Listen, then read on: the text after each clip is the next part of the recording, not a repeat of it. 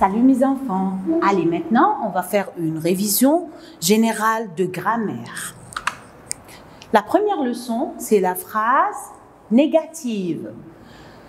Une phrase peut avoir deux formes. La forme affirmative pour dire oui et la forme négative pour dire non. Pour transformer une phrase affirmative en phrase négative pour dire non, qu'est-ce qu'on va faire? Tout d'abord, on ajoute ne et pas avant et après le verbe. Avant le verbe ne et après le verbe pas. Je mange, je ne mange pas. Je dors, je ne dors pas. Mais si le verbe commence avec une voyelle, je barre le NE et je mets N apostrophe. Il écrit, il n'écrit pas. Tout simplement. Faites attention. Les articles à la forme affirmative, un, une, des, de, la, du, se transforment en de à la forme négative. Un, une, des, de, la, du se transforme en de. De L apostrophe se transforme en des apostrophes. Mais avec le verbe être, rien ne va changer. On a dit le verbe être est fort. Il dit rien ne change. Il a un ballon. À la forme négative, il n'a pas de ballon. Le A, c'est une voyelle. Alors, N apostrophe, il n'a pas de deux ballons. Le 1 devient 2. Il boit de l'eau. De L apostrophe. Il boit de l'eau. Où est le verbe? Boit. Qu'est-ce que je vais mettre avant le verbe? Ne. Et après le verbe pas. Mais il y a de L apostrophe qui va se transformer, en D apostrophe.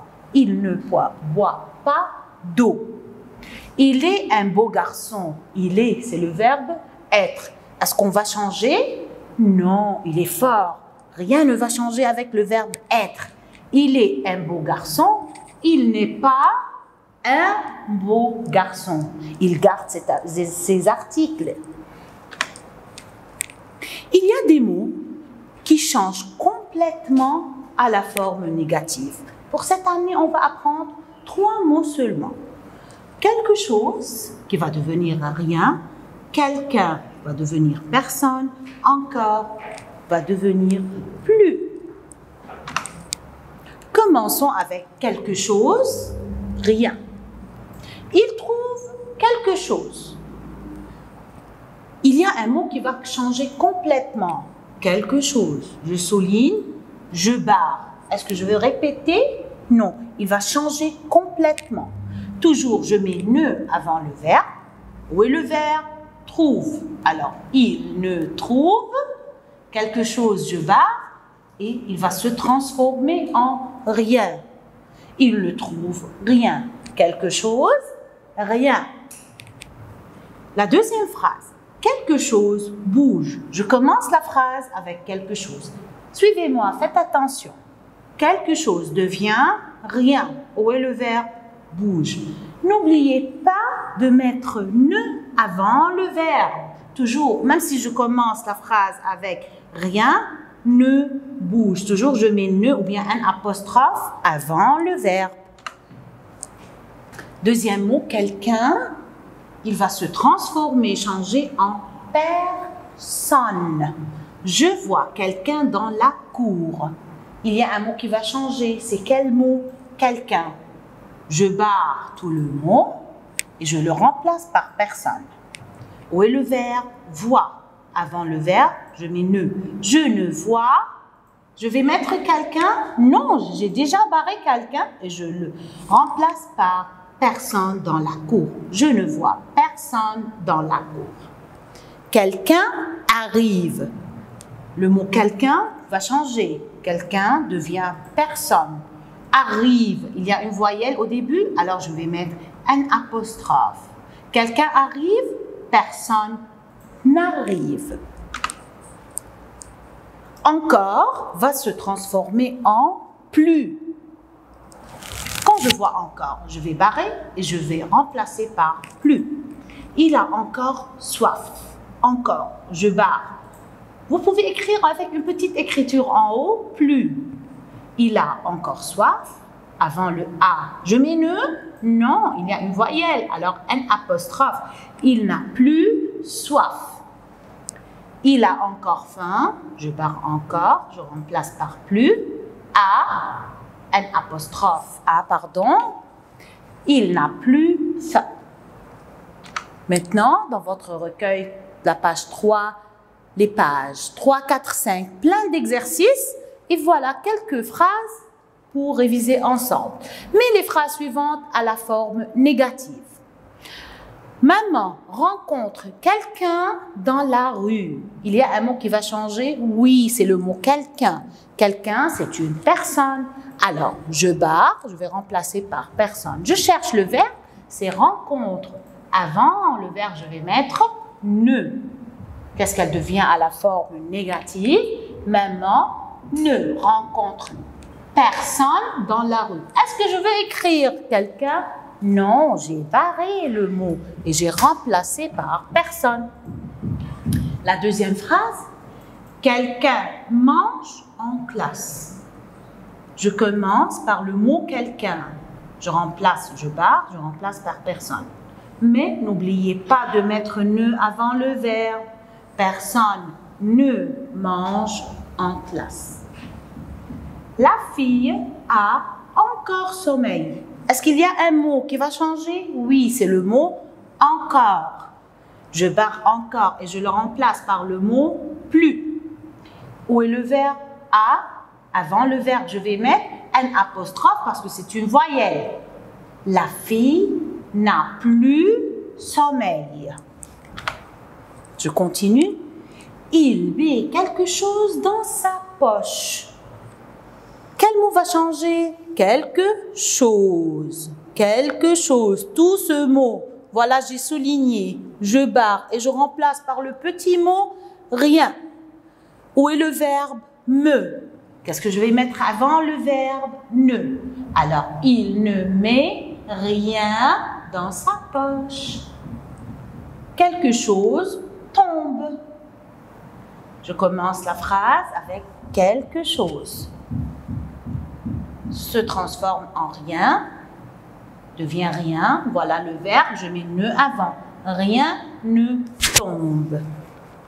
La deuxième leçon de grammaire, c'est la phrase interrogative. La phrase interrogative sert à poser une question. Et je mets à la fin un point d'interrogation. Alors, quand je vois le point d'interrogation, c'est une phrase interrogative qui pose une question. Il y a deux genres de la phrase interrogative. Il y a la phrase interrogative totale, qui a un point d'interrogation à la fin, et la réponse va être ou bien oui ou bien non. Et la phrase interrogative partielle, qui va prendre une partie de la question, de la réponse, qui a un point d'interrogation à la fin, et la réponse ne va pas être oui ou non, va être autre chose qui répond sur la partie que j'ai posée. Commençons par la phrase interrogative totale. Il y a trois façons de poser la question. Tout d'abord, n'oubliez pas de mettre le point d'interrogation à la fin. La deuxième façon, il faut mettre est-ce que au début de la phrase. Et si le mot qui est après, commence par une voyelle, je vais mettre apostrophe, j'enlève le E et je mets apostrophe. Et la troisième façon, c'est l'inversion du sujet. L'inversion du sujet, je vais mettre le sujet après le verbe. Prenons la première façon. Quand je mets un point d'interrogation à la fin de la phrase, je réécris la phrase, mais je mets un point d'interrogation seulement. Oui, en écrivant, c'est seulement. Mais si je parle, je dois changer la tonation de ma voix. Tu écris, tu manges, je pose une question. Tu écris, tu manges, tu comprends. Voilà, je pose la question. Je réécris la phrase et je mets un point d'interrogation. Il prend le déjeuner. Il prend le déjeuner. La deuxième façon, on commence la phrase par « est-ce que ?» et comme on a dit, si le mot ou bien le verbe ou bien le sujet qui est après commence par une voyelle, je vais mettre Q apostrophe. Voilà, tu vas au club. Est-ce que tu vas au club? Point d'interrogation. N'oubliez pas le point d'interrogation. Il va au club. Suivez avec moi. N'est-ce pas? Il, c'est une voyelle. Est-ce que je peux dire est-ce que il va au club? Ils vont se disputer. Alors, j'enlève le E et je mets QU apostrophe. Est-ce qu'il va au club? Est-ce qu'il va au club? Est-ce que tu vas au club? La troisième façon, faites bien attention. C'est l'inversion du sujet. Je vais mettre le verbe tout d'abord, puis le sujet. On met, tout d'abord, on met un trait d'union entre le verbe et le sujet. Et si le sujet se termine, et si le verbe se termine avec une voyelle, n'oubliez pas de mettre un T entre deux tirets. Entre deux tirets. Comme il, elle, il avec S et elle avec S. Il commence par une voyelle, alors je dois mettre avant T entre deux tirets pour arrêter le dispute. Si le verbe se termine déjà par un T, je n'ajoute rien. Par exemple, tu vas au club. Où est le verbe va? Je commence. Après le verbe, le sujet c'est tu au club. N'oubliez pas de mettre un trait d'union, un trait d'union entre le verbe et le sujet. As-tu une gomme? Non, c'est pas ça aussi. Voilà. Il va au club. Faites attention là. Il va au club. Où est le verbe? Va. Il y a une voyelle à la fin. Il, A et le I, ce sont deux voyelles. Ils vont se disputer. Alors, je vais chercher le T au milieu et le T entre les traits d'union. Va-t-il au club? Mais si le verbe se termine par un T ou bien n'importe quelle consonne, vont-ils au club? Est-ce que je vais ajouter encore un T? Non. Il existe déjà alors. Ils vont au club. Vont-ils au club? Dans votre recueil, la page 8, 9, 10, 11, et voilà quelques exemples. Écris les traits d'union qui manquent. As-tu une gomme? À la forme interrogative, inversion du sujet. As-tu une gomme? Qu'est-ce qu'on a oublié ici? Qu'est-ce qu'il manque? Le trait d'union qui est entre le verbe et le sujet. La deuxième phrase. Est-ce qu'il trouve la clé? Il y a un trait d'union qui manque dans cette phrase. Entre est, ce. Est, trait d'union, ce. Est-ce qu'il trouve la clé? La voilà. Bavarde-t-il en classe? J'ai ajouté le T parce que le verbe se termine avec une voyelle. Alors, je ne peux pas dire bavarde-il, je dis bavarde-t-il. Mais où sont les traits d'union? Avant le T et après le T. Les voilà. Maintenant, je vais écrire la phrase à la forme interrogative des trois façons. Elles ont sommeil. La première phrase, j'ajoute j'ajoute un point d'interrogation à la fin. Elles ont sommeil. La deuxième façon, j'ajoute au début est-ce que ou bien est-ce que avec un QU apostrophe.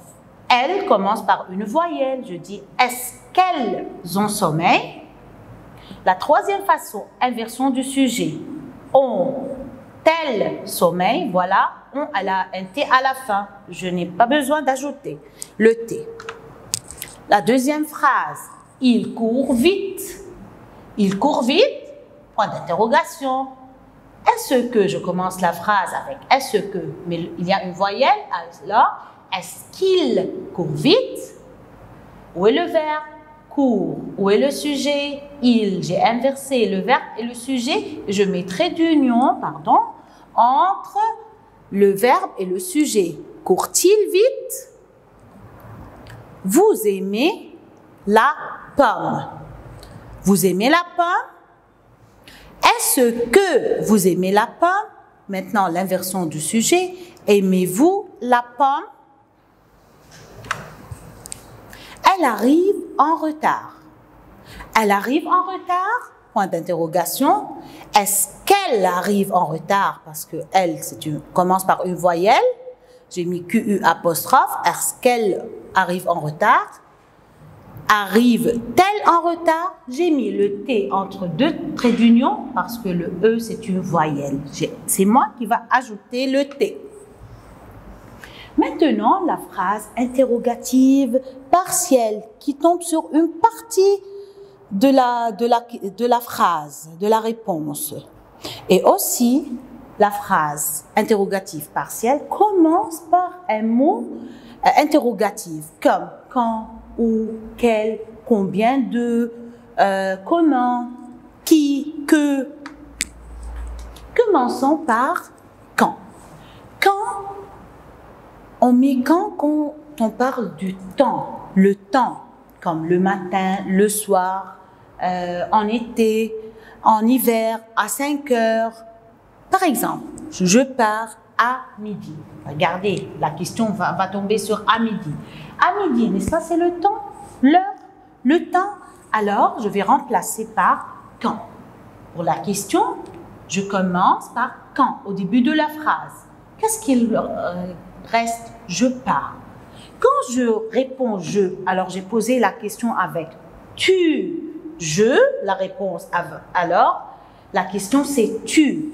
Quand tu pars. Quand tu pars. Ou bien, je peux aussi inverser le sujet. Les deux sont justes. Ou bien, j'écris normalement, tu pars, ou bien je vais inverser le sujet et le verbe, et les deux sont justes. Quand pars-tu, et point d'interrogation à la fin. Deuxième exemple, il voyage en été. En été, n'est-ce pas, c'est le temps? Alors, je commence. Quand je pars en été, il voyage. Quand voyage-t-il? J'ai mis le T entre deux traits d'union. N'oubliez pas parce que il commence avec une voyelle. Pour le temps, je pose la question avec quand. Maintenant, où? Avec un accent grave sur le U. Pour indiquer le lieu, la place. Au club, à l'école, à la maison, au restaurant, au cinéma. Je vais au zoo. J'ai souligné le zoo. Au zoo, n'est-ce pas, c'est une place? C'est un lieu? Je barre et le mot interrogatif, c'est où? Je commence la phrase avec où. Je barre au zoo. Ça y est, j'ai remplacé par où pour poser la question. Je vais, alors la question c'est tu. Le verbe aller avec tu, c'est va, V-A-S. Où tu vas? Ou bien j'inverse le sujet et le verbe. Où vas-tu? Point d'interrogation à la fin. Deuxième phrase, elle est dans la cuisine. N'est-ce pas, c'est une place dans la cuisine? Je barre dans la cuisine, je remplace par le mot interrogatif où. Elle est. Où elle est? Point d'interrogation. Ou bien, où est-elle? J'inverse le sujet et je mets un trait d'union. Maintenant, le mot interrogatif combien est toujours, il y a après combien de. Combien de. Qui indique un nombre, une quantité. Alors, quand je trouve dans la réponse 1, 2, 3, millions, certains, quelques-uns, tout ça indique la quantité, je vais utiliser combien de. Par exemple, j'ai 3 cahiers. Vous trouvez 3, un nombre, 3, 4 cahiers, 5 cahiers, millions. N'est-ce pas, c'est un nombre? Alors, la question va être avec combien de. Et je vais barrer 3. Combien de quoi? De pain? Non, combien de cahiers? Combien de cahiers? G, ça devient pour la question tu. Combien de cahiers tu as? ou bien combien de cahiers as-tu? Les deux sont justes, vous êtes libre. La deuxième phrase, il a une sœur. Une, c'est un nombre, un et une au féminin. Combien de sœurs? Je barre une, ça y est. Combien de sœurs il a? Ou bien combien de sœurs a-t-il? Le mot interrogatif, pourquoi? Pour la cause. J'utilise pourquoi pour la cause. Quand je trouve dans la réponse, il y a car ou bien parce que, tout de suite, je remplace avec le mot interrogatif pourquoi. Par exemple, je pleure car je suis malade. Regardez, car, et j'ai souligné toute la phrase. Voilà la réponse. Alors, je vais remplacer par le mot interrogatif. Pourquoi? Pourquoi tu pleures?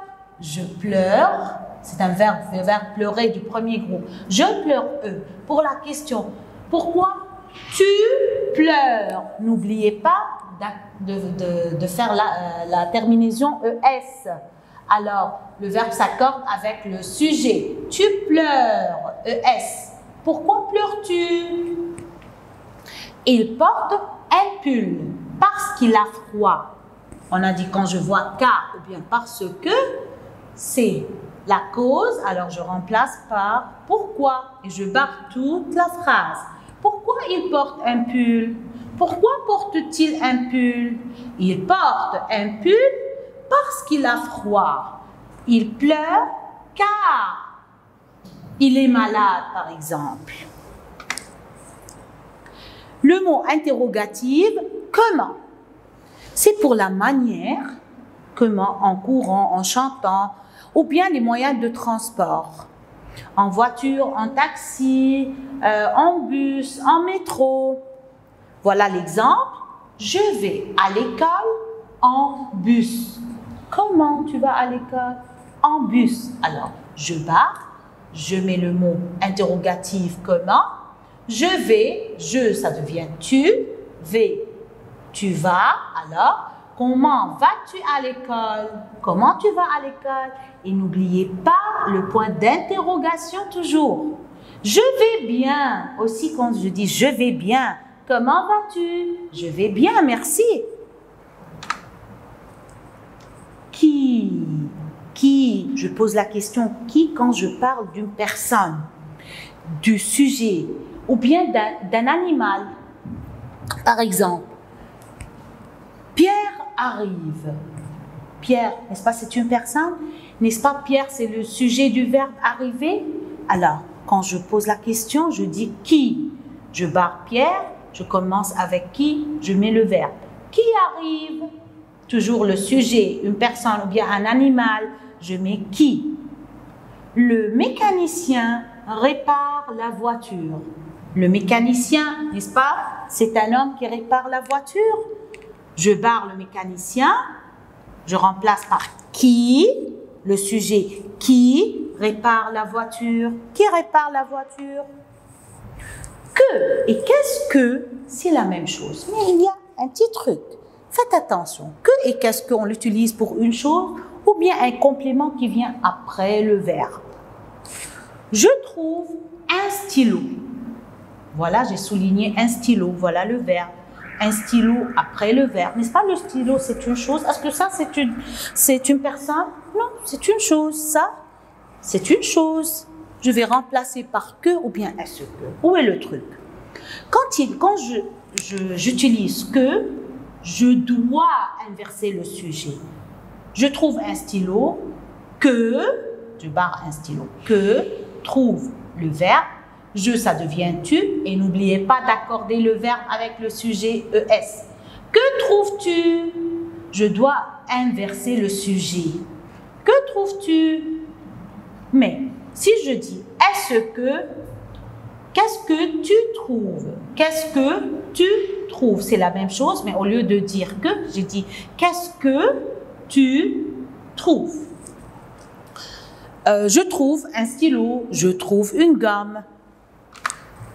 Dans votre recueil de grammaire, la page 15 et 16, il y a des exercices. Révisez bien ces exercices et voilà on va faire des exemples ensemble. Elle est dans la cuisine. On a souligné dans la cuisine. N'est-ce pas, la cuisine, c'est une place? Une place, je vais remplacer par où. Où, je parle d'une place. Où? Où elle est? Ou bien, où est-elle? Où elle est? Point d'interrogation. Si je ne mets pas le point d'interrogation, je vais perdre des points. Où elle est? Deuxième phrase. Elle est mouillée parce qu'il pleut. Pourquoi elle est mouillée? Parce qu'il pleut. Quand je vois parce qu'il ou bien car, c'est la cause. Je vais remplacer par le mot interrogatif. Pourquoi? Pourquoi elle est mouillée? Pourquoi elle est mouillée? Elle est mouillée parce qu'il pleut. Elle est mouillée. Nicolas danse. Nicolas, c'est une personne, c'est le sujet. Je remplace par qui? Je barre Nicolas. Qui danse? Point d'interrogation. Ils vont au club en bus. Comment ils vont au club? C'est un moyen de transport. Comment ils vont au club? Ils voyagent à 4 heures. Le temps, alors je remplace par quand. Quand ils voyagent, et je prononce il. Quand ils voyagent